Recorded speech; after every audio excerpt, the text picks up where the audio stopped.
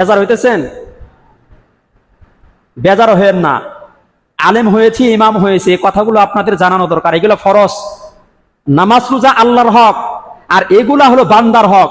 নামাজ রোজা করেন নাই, আল্লাহ তাআলার কাছে মাপ চাইলে মাপ পাইতে পারেন, কিন্তু বান্দার হক নষ্ট করেছেন। আপনি হজে গিয়েও মাপ পাবেন না, আল্লাহর কাছে শত কান্না করেও মাপ পাবেন না, যদি ওই বান্দা আপনাকে মাপ না করে। সহিহ বুখারীর বর্ণনায় হযরতে ইবনে উমর রাদিয়াল্লাহু আনহু হাদিসটি বর্ণনা করেছেন। আন ইবনে উমর রাদিয়াল্লাহু আনহু قال النبي صلى الله عليه وسلم من أخذ من الأرض شيئا بغير حقه خسف به يوم القيامة إلى 7 أرضين رواه البخاري। সহিহ বুখারীর বর্ণনায় হযরত ইবনে উমর রাদিয়াল্লাহু আনহু হাদিসটি বর্ণনা করেছেন। আল্লাহর নবী ইরশাদ করেছেন, কোন ব্যক্তি যদি অন্য কোন মানুষের 1 বিঘাত পরিমাণ জায়গাও যদি দখল করে খায় অন্যায়ভাবে, তাহলে এই অপরাধের কারণে আল্লাহ রাব্বুল আলামিন কিয়ামতের ময়দানে 7 জমিন মাটির নিচে তাকে ডাবাই দিবে। কেউ যদি 1 বিঘাত পরিমাণ জায়গাও অন্যের দখল করে খায়, এর কারণে আল্লাহ তাআলা ওই ব্যক্তিকে কিয়ামতের ময়দানে 7 তবক জমিনের নিচে ডাবাই দিবেন। সহিহ মুসলিম শরীফের হাদিস।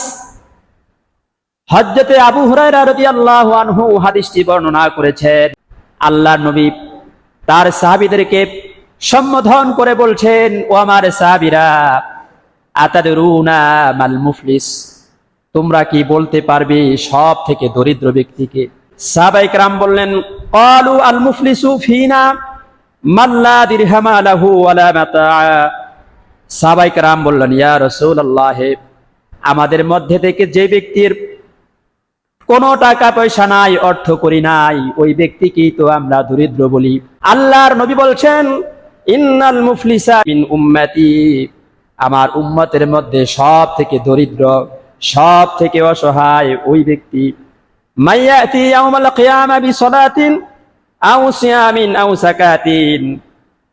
আল্লাহর নবী বলছেন, আমার উম্মতের মধ্যে সব থেকে অসহায়, সব থেকে দরিদ্র হলো ওই ব্যক্তি, যেই ব্যক্তি অনেক নামাজ পড়েছে, অনেক রোজা পালন করেছে, যাকাত প্রদান করেছে, নেক আমলগুলো করেছে, এরপরে আল্লাহর দরবারে চলে গেছে।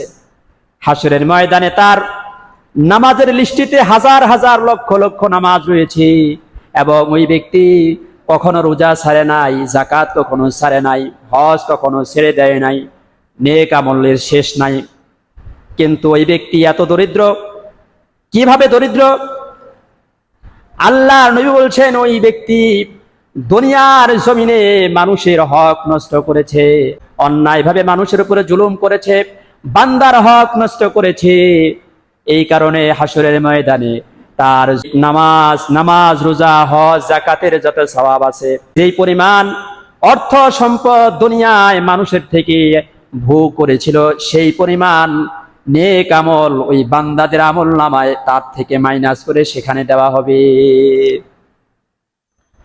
এত রোজা করেছে, নামাজ পড়েছে, যাকাত দিয়েছে, এই নেক আমল গুলোকে একত্রিত করে পাওনাদারদেরকে নেক আমল গুলো দিয়ে দেওয়া হবে। এরপরে দেখা যাবে আরো পাওনাদার রয়ে গেছে, কিন্তু তার কোনো সওয়াব বাকি নাই। এখন কি হবে? আল্লাহ নবী বলছেন, আমার সাহাবীরা, ওই ব্যক্তির নেক আমল এরকম বিলিয়ে দিতে দিতে যখন শেষ হয়ে যাবে, আর পাওনাদাররা আরো বাকি থেকে যাবে, আরো মানুষ তার থেকে পাবে, তখন যেই পরিমাণ পাওনাদার, ওই পরিমাণ ওই পাওনাদারের গুনাহগুলোকে এই ব্যক্তির কাঁধের উপরে চাপায় দেওয়া হবে। সহিহ মুসলিম শরীফের হাদিস।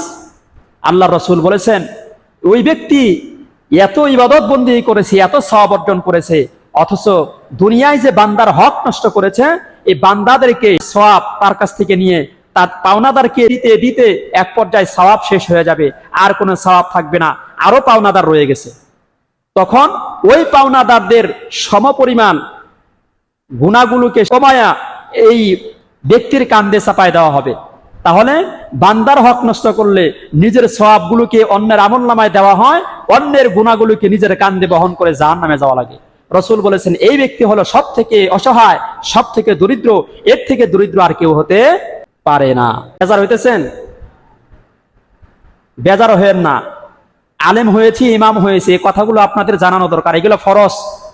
নামাজ রোজা আল্লাহর হক, আর এগুলা হলো বান্দার হক। নামাজ রোজা করেন নাই, আল্লাহ তাআলার কাছে মাপ চাইলে মাপ পাইতে পারেন, কিন্তু বান্দার হক নষ্ট করেছেন, আপনি হজে গিয়েও মাপ পাবেন না, আল্লাহর কাছে শত কান্না করেও মাপ পাবেন না, যদি ওই বান্দা আপনাকে মাপ না করে। এজন্য ইবাদত বন্দেগী কবুল হওয়ার জন্য, নামাজ রোজা কবুল হওয়ার জন্য, এর সওয়াব পাওয়ার জন্য আপনাকে বান্দার হক আদায় করতে হবে। এই সমস্ত বিষয় থেকে আপনাকে মুক্ত হতে হবে, তবেই না আপনার নামাজ রোজা সব কাজে আসবে।